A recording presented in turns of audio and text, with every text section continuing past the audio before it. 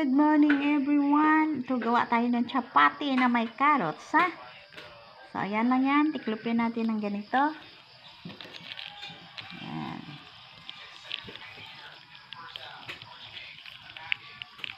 Ganito lang po yan ang paggawa.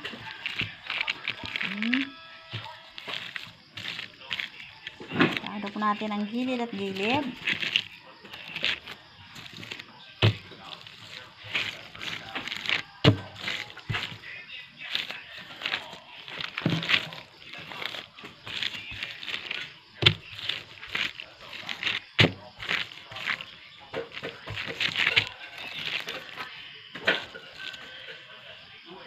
So, ganito po yan siya. Pag natapos na, press down at i-flatten po natin ito para maging chapati siya, ha? Yan, ganito na siya. So, pwede na yung salang dun sa apoy.